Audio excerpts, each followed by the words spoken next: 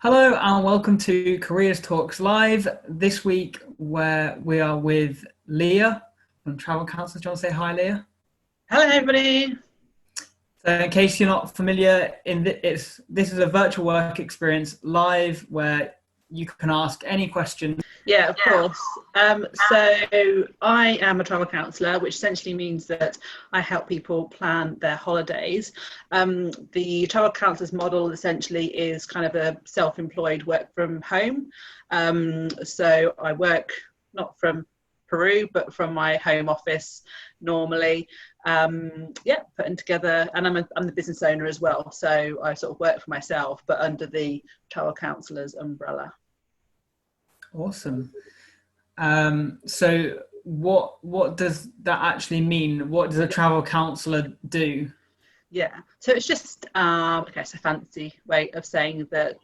So I help people put together holidays. So we can pretty much do whatever we want as far as holidays. So whether you're looking for something like at the moment in the UK, or you want to go to Europe and spend 2 weeks on a beach, or something more adventurous. So I've helped people plan gap years. I've helped people plan work breaks or like a month away. So pretty much any sort of holiday that you could think of going on, whether you're sort of a family, a young person, older person, I can help them plan that, get it all booked up for them and help them all along the way. So especially if you're not sort of sure about a destination, I've either been there myself or I certainly know enough about it to give you the right advice.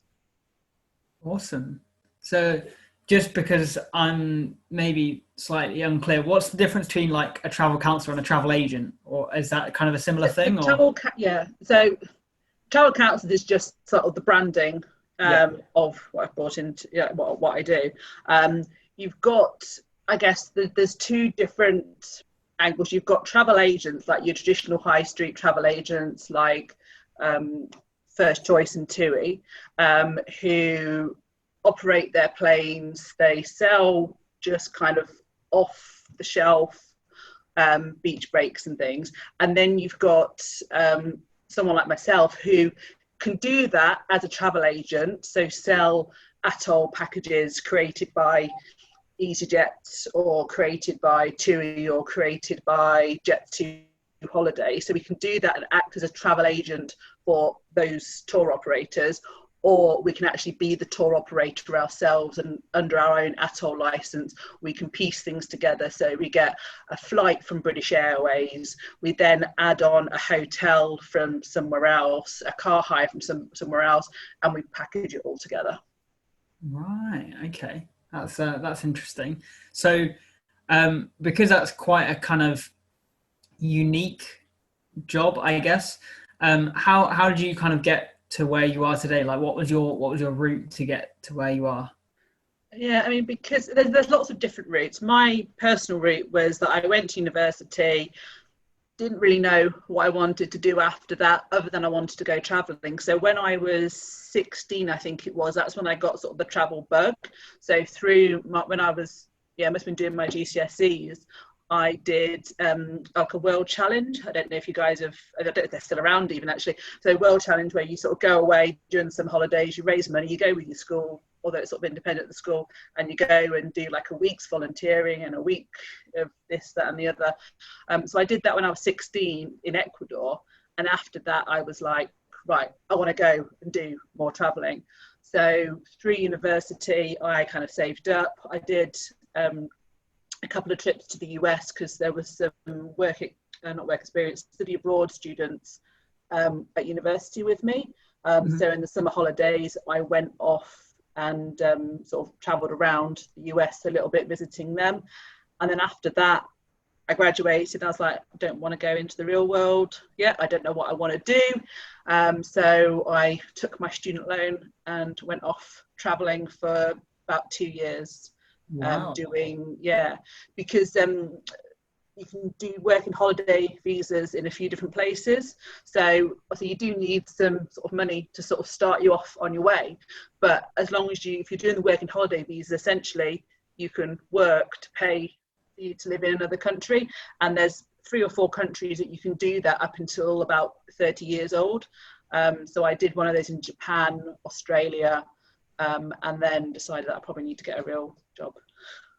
A quote unquote real job. Yeah, real job. We have a question in the chat saying, did you study something to do with travel at university, and did that help? No, I didn't. So I studied culture, media and communication. So I guess like the culture you could say, but yeah, I studied media because when I was at university, when I did my A-levels, I did media studies and I really enjoyed it. And I thought, okay, well, I might as well go and do something that I enjoyed, because I didn't know. I knew that I enjoyed travel, because I said I'd been to Ecuador before then, but to be honest, I didn't really know what jobs there were in travel. Certainly being a travel agent wasn't sort of on my radar at that point, because again, my only experience of travel agents at that point was your TUI and your high street. You know, we went and did like a week in Greece or something when we finished my A-levels, and that was my experience of travel agents. The internet, not that I'm that old, but the internet, it wasn't sort of something that you would necessarily go online and be able to book either at that point. So yeah, it wasn't really, for me, I thought jobs in travel would be cabin crew, and that was kind of it. So I studied, I mean, the university side of things, with my previous company and how I got into travel, well, I started off actually working in travel PR, because I thought PR is sort of the media side of my degree at university, and then obviously the travel side. But actually then it was more, say, the travel sales side of things that kind of attracted me. And my previous company, because they were looking for kind of a high caliber of people anyway, they did certainly at that time want people that had been to university. It didn't matter what you'd studied, but you had to have been to university. But they've kind of shifted away from that element, and it's very much, have you travelled, where have you travelled, and things like that, because when you're selling something, it certainly helps to have experienced those things that you're trying to sell. Absolutely. And I guess like what you've just kind of described there leads on to the next question about qualifications that you've got, because I mean, obviously you've mentioned your degree there, but I think with certain industries and certain jobs, you need certain specific qualifications which you can kind of build up in order to progress and get to whatever level. So, I mean, what sort of qualifications do you have, and what qualifications do you need to get into this sort of thing? Yeah, I mean, okay, if we go back to like what I do here at Travel Counsellor, so back in March is when I actually sort of launched my own business doing this, and there were sort of 2 paths in. There was the path of people that have been in the travel industry previously and people that haven't. But the people that haven't would probably had sort of more like marketing, I mean, a whole different range of backgrounds. But obviously they need that little bit more kind of training. Whereas I've had sort of the 10 years of training before that. And with my first company I was with, we had 5 weeks of really intensive training. So but it very much is on the job training. There's no real formal qualifications. I know obviously there's sort of your tourism degrees and stuff that you can do. They perhaps sort of help you perhaps in other areas of the travel industry, because there's a whole heap of different things that you can do. And I guess it gives you an insight into some of those different roles. But by far the biggest kind of training that you can do is having travelled beforehand. Even within the group of us that had been in the travel industry, there was a couple of different experiences. So one of the other girls, she'd spent 24 years in the travel industry, and so she'd started when she was 16 years old at I think she most recently was at Thomas Cook, but she's sort of done that again, high street kind of travel experience, because I know at the time, and again I don't know if they still do it now, they did sort of like the apprenticeships and things like that at 16 years old. So she went straight from GCSE into doing that, and then over the years, and probably hadn't travelled much at that point, and then over the years has sort of developed it. But I think with sort of the shift of kind of booking online and stuff, you need something that sets you apart from just booking online, and having that sort of personal travel experience is one thing that sets travel agents apart from booking online. And I would imagine that that's kind of answered my next question. Oh, sorry. No. Like that's great. Like it's good, because obviously the more information, the better. And you know, if we can link it to multiple, then why not? But the next question was like, do you have any advice or tips for people wanting to get into like this kind of profession? And I guess based off of that, it would just be experience within the travel sector. So like, I guess, you know, if young people are watching this and thinking, oh, I would quite like to get into the travel industry, then would you kind of say like just go out and experience it and then kind of look later? Or yeah I think having some sort of experience actually traveling, no matter what you're going to do in the travel industry, whether you're going to be cabin crew or work for a corporate travel agents, or you've got travel writers, we've got a lot of back office people. I mean, I guess like the back office admin, if you want to do that, but I mean that's quite sort of transferable skills anyway. I mean, I wouldn't know where to start as far as like issuing tickets, which it sounds, oh well, you're online, you just buy a ticket, but actually the processes and things behind that are quite complex. So there's all sorts of kind of more kind of admin-y type roles.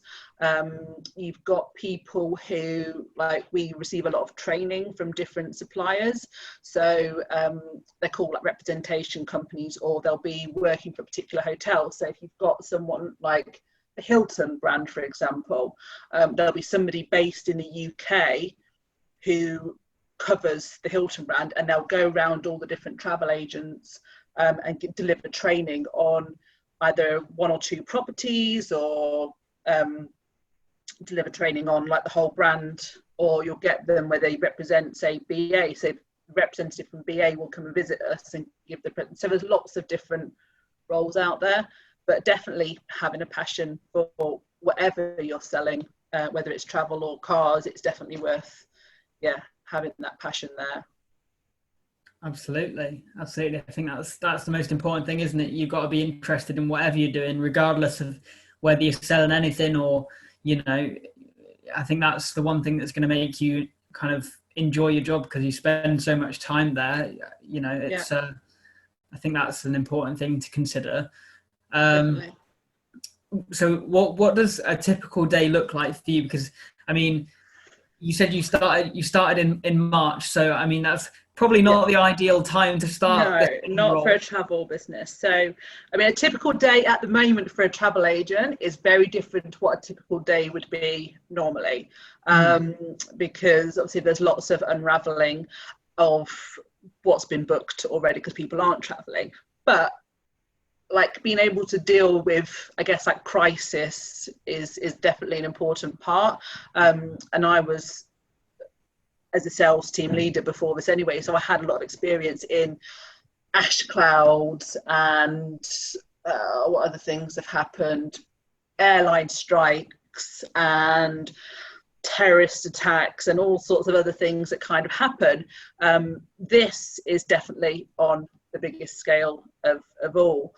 But you say you do have to kind of be able to think on your feet and be able to, there's lots of guidance and legislation things that obviously we're having to look through, as far as where the FCO say you can travel to, where the travel corridors and the quarantine and things come into place.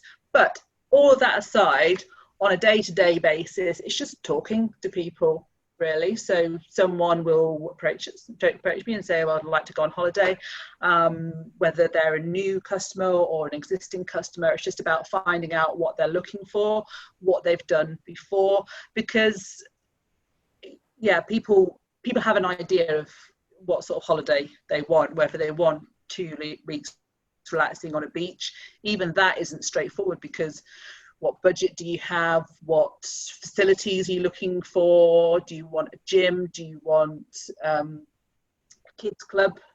There's lots of different things that sort of hotels are differentiated by. Or say if you're looking at doing something more adventurous, how how active do you want to climb and do the Inca Trail to Machu Picchu, or would just a day of cultural sightseeing? There's lots of things. It's all about sort of getting to know the person, because you're then creating the most important 2 weeks of their year where they get to sort of go away and enjoy themselves. So. Well, yeah, I think that's you've got an important and challenging task there, haven't you, to live up to. Yeah, because we work hard the other 46 weeks of the year. It's important that when you're on your holiday, you have a good time, because especially nowadays where people can go online and report back and things like that, you need to make sure that the service that you're providing is good. Definitely. So what would you say was like the biggest factor that's kind of helped you in your career journey so far? I would say just taking it all in. So even when I'm not, obviously there's so many places you can travel to. And yes, there are people that have travelled to 100 odd countries in the world, but there'll always be those countries that you haven't travelled to yet.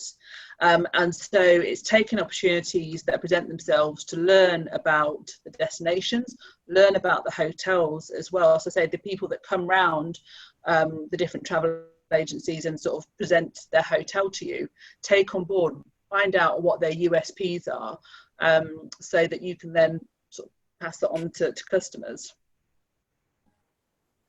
Excellent. Yeah, I think as you say, kind of the trying to get as much information and kind of asking questions is really important in every job, as well as that one. Yeah, definitely. It's important to constantly be growing, because just because you sort of finish school and sort of formal education, there's always, if you want to progress in any career, it's going to be learning as much as possible. Absolutely. And kind of, so on the flip side of that, would you say what would you say was like the biggest obstacle that you faced in getting to where you are, and how did you overcome that obstacle? Coronavirus is definitely an obstacle. I think that's for you kind of set yourself up with the highest obstacle at the very start. Yeah, I mean, launching my own business, it was something I had kind of toyed with for a long time. And it wasn't that I thought, oh, there's a pandemic, let's do it now.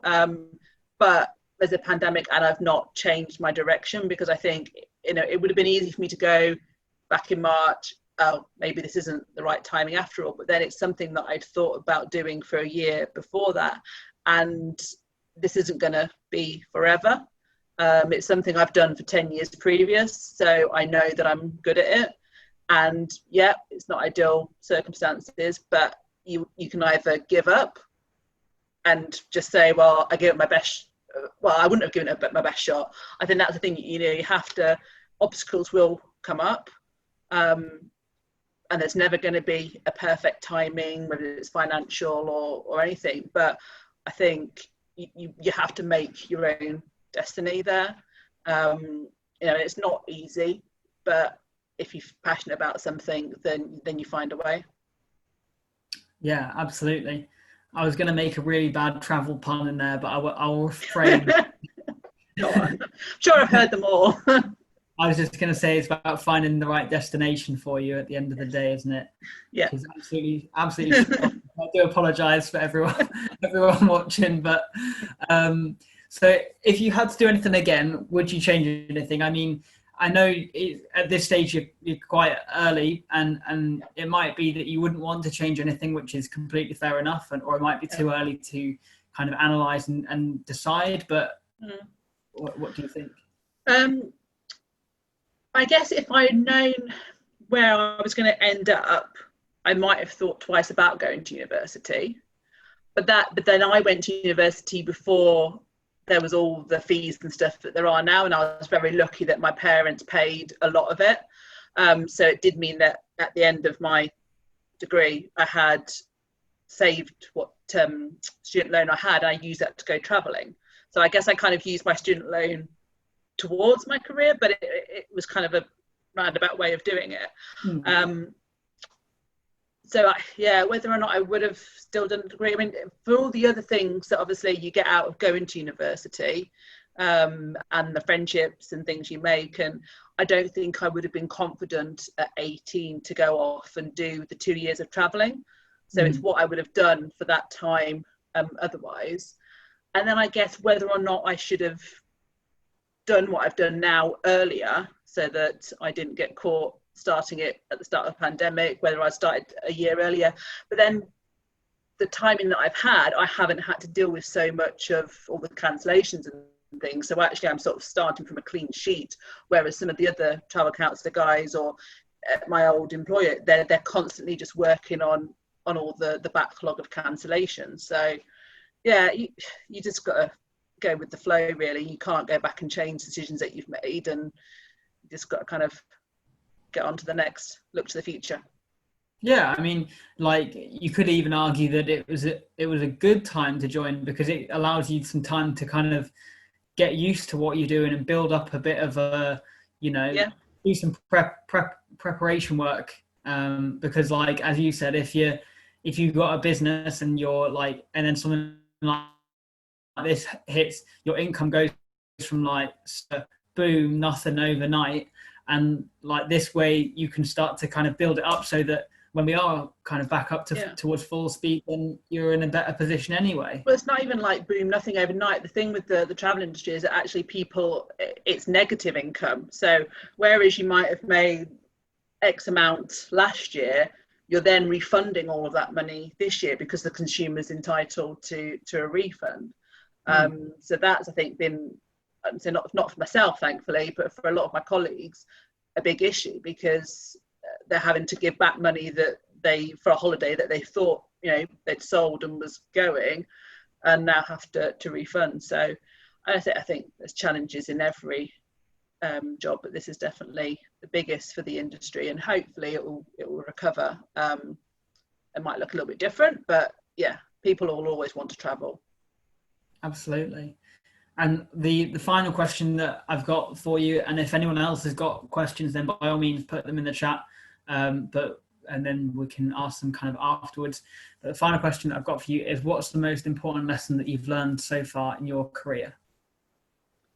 I think just persevere. Don't let anything set you back. I mean, I think it's probably the same for any industry, but you go for promotions, you don't necessarily get them, but it's what you can learn from that.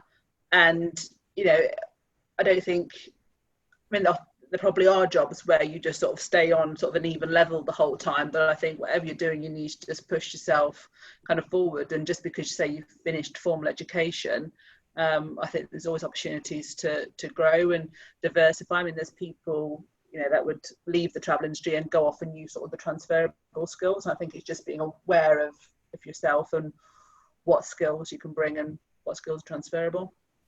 Mm-hmm. Yeah, those some really good tips there. We've got one more question in the chat. What is your favourite part of your job?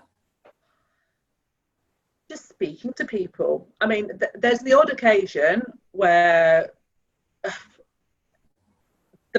you have problems with the public. That's it. I mean, that's the same in any sort of public job. You go into any shop and there's always that awkward customer. But generally, everyone's so happy because they're talking about holidays. And again, there's the odd occasion where people might be travelling for reasons that they'd rather avoid, like if there's a death in the family or something like that. But even so, it's just an interesting thing to talk about. So I deal with the leisure side of things, which makes it like that. Then you've got sort of the corporate side of travel as well, where you'd be talking to PAs and people that are going for business meetings and things like that. But it's still interesting just talking to people about life and things. And you could be thinking, I mean, I learn all sorts of stuff from people. I learn about their dogs, and I learn about their grandchildren, and you just have a good chat for an hour or so and then come up with a nice holiday for them. Get to know their life story, that's it. You really do, and especially like over time, like you get clients coming back to you and you could be like, oh, so how's so and so, your uncle who lives in Scotland or whatever. It's just yeah, it's fun to talk to people for lunchtime, and people generally make time with, say, with sort of the sort of travel industry, travel agencies that I've worked for. It's all about kind of those relationships and building rapport with people rather than just being transactional. Absolutely. I think with a lot of jobs as well, with everything, it's about your relationships and how well you can build up relationships with some people. Obviously, this is bearing in mind that you're in a customer facing role. If you're entering spreadsheets, then you don't necessarily have to have like be able to build rapport with everyone you meet, but you know it's still important because you're going to be in a team in whatever business that you're in. I can think of very few jobs where you're not.